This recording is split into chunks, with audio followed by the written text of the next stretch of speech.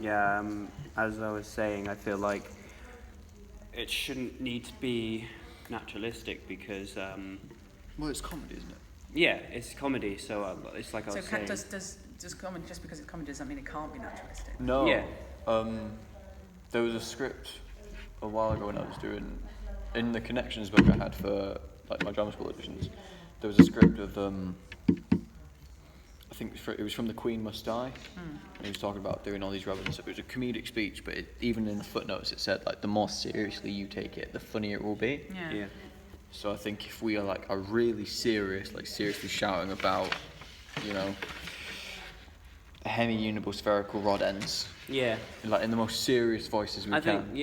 I think, because, you know, because it's funny to the audience, but for our characters, because obviously it's natural. If we play it naturalistic, it's, you know, it's our life. You know, that's our character's life. Yeah. Like, that's what they have to put up with daily. Well, this is obviously not. It's not the daily thing. It's more. This is quite breaking to my character. Well, yeah, of course. So, I mean, I suppose what you could play around with is the exaggeration of this almost like stereotypes of the characters. Couldn't you maybe play around with those? Because the words, those jokey terms, the semi, rod ends and things like that, the semi-spherical uniball. Yeah. Or something like that. Hemi-uniball spherical rod end. That's it. They kind of, those words speak for themselves. I mean, the joke is there. Isn't it? And it's how you deal with those is probably and then that last punchline. It's almost like a little wink, to the audience, and you think, you end it. Yeah. And we googled it. Brandy balls is just a sweet. It's just sweet. Yeah, brandy balls. But I think I think what he was probably looking for there, I mean, in my opinion, is what he was looking for was like a slightly saucy punchline. Yeah. Because it's got the word balls, and it's brandy balls is just like a brandy flavoured sort of. Sweet. Yeah. But we're all children, so it's. Yeah, so it's just the same as, you know, he the brass petcock. Yeah, it's all little innuendos. Yeah, isn't it? Just have a bit of a little saucy joke on the way through there. But it's how you deal with it. But it doesn't have to be naturalistic. But I suppose if you want to play it naturalistically, so you take these really seriously, you can just play around with the size of the characters. You know. Yeah. I think you've got a lot of scope with yours, and it's quite. Yeah. It could be a real old mill owner from the north who's. I'm trying to think like the dad from Inspector Calls. Oh yeah. Similar to him at least, because he was a very similar character to what I think at least the stereotype is. Yeah. He was the kind of what's it called? The archetype. Archetype. Yeah. They all killed her. Spoiler alert. Except the inspector. Who was. They're all part of it. Allegedly her. So. Yeah. Okay. Yeah, I think that's a good way to go forward with it. Especially like with the different accents. And you were saying something about yours, you think even though he's the employee, he's more educated or just sounds more educated? I think he can, you know, look and sound like he knows what he's doing, but then when it comes to, you know, Kane's take on Mr. Phibbs, I think it can be like almost like a sense of backing off a bit. So kind of he's educated and he knows what he's doing, which is why he's obviously coming and saying, look, all this is happening, obviously because that would be his job role. So I feel like he would have a sense of knowledge.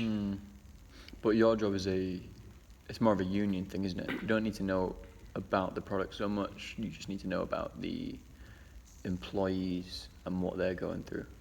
Because it's your job to kind of come and talk to the boss about the wants and needs of the employees. Yeah. So if it's an old-fashioned factory, it's probably what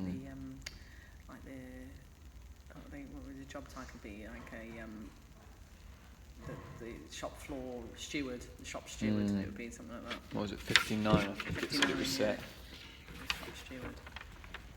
Yeah. So maybe your suggestion would be maybe slightly more educated, or sounding more educated. That he's he's kind of made his money by working, pulling himself up by the bootstraps and working up to riches. Whereas he's been to university, and he's coming as a shop steward. This could be like an apprenticeship or something. Yeah. And if these people, you've got to understand, and times are changing, almost like that. The change. Maybe you could, maybe there's an angle on it. Would we be able to add in little lines like Not lines, but like if I do a big theatrical sigh, could I? Oh God or oh Jesus, just little things like that. And that comes To in with help your it. interpretation, doesn't it? Yeah, Your like- interpretation. Does what you do, does Yeah. it change the whole scope of it? Or, you know, what does it mean to you? Or is it a reaction to something, maybe just a gasp or a Yeah. sound or whatever, that you've got to decide whether that, how that comes into it? And about, you know, the setting, the staging, the interaction between the two of you. It just seems very officey, doesn't it? It does seem like Yeah, you yeah, imagine yeah, on this yeah. big broad oak table, you know, sat there. Big armchair Yeah. behind it, all sorts of weird ornaments on the desk. Yeah. And the cigars. He's definitely cigars. Yeah. Yeah. Would we be able to use the board when we perform it? Have a window in it. Yeah. So you know those kind of offices that Yeah, overlook because that's one thing we warehouses? spoke about. If we could have the window be the board kind of thing. Yeah, because like something I suggested was, well, we both kind of suggested it when we first went through it. We were talking about movement and how it seems like it's a little bit like over the top, standing up and walking around constantly. So we kind of thought, obviously, some big, you know, offices have a massive, you know, window overlooking the whole factory floor.